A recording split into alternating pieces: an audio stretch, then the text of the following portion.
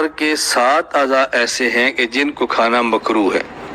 Number 1، جانور کا بہتا ہوا خون جسے ہم کہتے ہیں دم مسفوح۔ یہ وہ خون ہے جب جانور کو ذبح کرتے ہیں، ذبح کرتے وقت جو جانور کی رگوں سے نکلتا ہے، یہ دم مسفوح ہے۔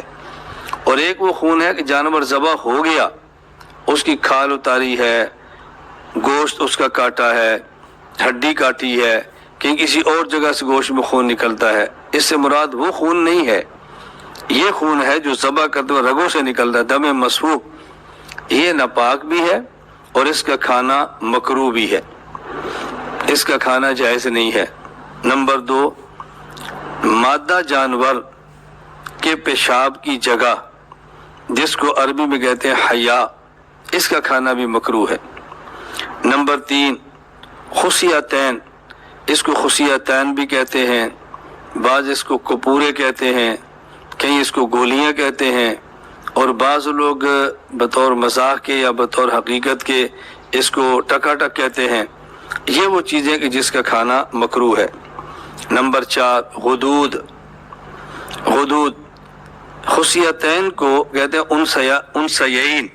انسیین، غدود کا کھانا بھی مکروہ ہے۔ غدود سے مراد وہ گلٹی ہے جو جانور کے مختلف اعضاء میں ہو، مکروہ ہے، اسے عربی میں کہتے ہیں الغد۔ نر جانور کی شرمگاہ، اس کا کھانا بھی مکروہ ہے، جسے عربی میں کہتے ہیں الذکر، یہ بھی مکروہ ہے۔ نمبر 6، مثانہ، یہ اس کا کھانا بھی مکروہ ہے۔ نمبر 7، پتا، یہ جگر کے نیچے ایک چھوٹی سی ایک تھیلی سی بنی ہوتی ہے جس میں ایک اخلاط میں سے خلط ہے، پت، وہ جمع ہوتی ہے، تو اس کا کھانا بھی مکروہ ہے۔ گویا 7 چیزیں جانور کے اندر اعضاء ایسے ہیں جس کا کھانا مکروہ ہے۔ نمبر 1، بہتا ہوا خون جسے دم مسفوح کہتے ہیں۔ نمبر 2، مادہ جانور کی شرمگاہ جسے حیا کہتے ہیں۔ نمبر 3، خصیتین جسے گولیاں کپورے کہتے ہیں۔ نمبر 4، غدود جانور کے مختلف اعضاء میں پائی جانے والی گلٹی جسے غد کہتے ہیں۔ نمبر 5، نر جانور کی پیشاب کی جگہ، چھوٹے پیشاب کی جگہ جسے عربی میں الذکر کہتے ہیں۔ نمبر 6، مثانہ۔ نمبر 7، پتا، اسے مرارہ کہتے ہیں۔ یہ 7 اعضاء ایسے ہیں کہ جس کا کھانا مکروہ ہے۔ 2 اور عضو ہیں، ذرا اس کے بارے میں سن لیں۔ نمبر 1، اوجری صاف کر دی جائے، اندر سے گندگی ختم کر دی جائے تو اوجری کا کھانا جائز ہے بغیر کراہت کے۔ ہاں اگر کسی کی طبیعت کو گن آتی ہو، کسی کی طبیعت کے موافق نہ ہو، کوئی نہ کھانا چاہے تو ٹھیک ہے، لیکن کھانا جائز ہے۔ اس کی ایک مثال سمجھ لیں، جس طرح دودھ میں مکھی گر جائے تو اس دودھ کو پینا جائز ہے، لیکن کسی کی طبیعت کے موافق نہ ہو، وہ نہ پیے تو الگ بات ہے۔ کھانے میں مکھی گر جائے، اس کھانے کو کھانا جائز ہے، لیکن کسی کی طبیعت کے موافق نہیں ہے تو نہ کھائے۔ اسی طرح اوجری کا کھانا جائز ہے، طبیعت کو موافق نہیں تو نہ کھائے۔ حکیم الامت حضرت تھانوی رحمۃ اللہ علیہ سے کسی نے پوچھا کہ حضرت اوجری کا کھانا جائز ہے؟ حضرت فرماتے ہیں جائز تو ہے، لیکن جب یاد ہے جس کے اندر کیا ہے تو پھر نہیں کھائی جاتی۔ تو یہ حضرت ایک ذوق بتا رہے ہیں، تو جائز تو ہے۔ نمبر 2، حرام مغز۔ یہ حرام مغز کیا ہے؟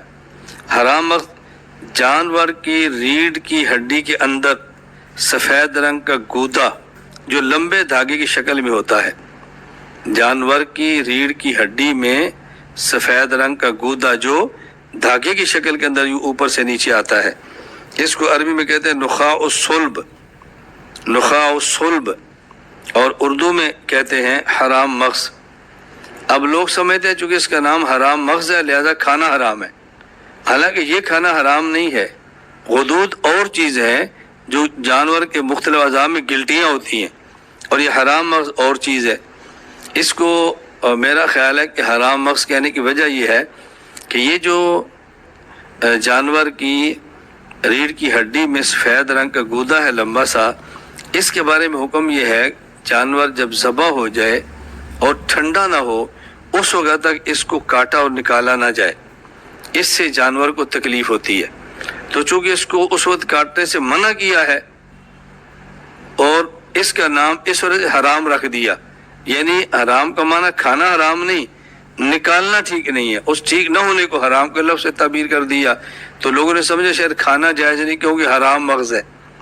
تو یہ حرام مغز یہ نہیں کہ اس کا کھانا حرام ہے، اس کا مطلب جب تک جانور کا گوشت ٹھنڈا نہ ہو جائے اس کو نکالنا ٹھیک نہیں، بس اصل مطلب یہ تھا۔ تو یہ میں نے وہ آپ کی خدمت میں عرض کیا ہے، باقی اس پر جو دلائل ہیں وہ مستقل ہماری فائل فضائل و مسائل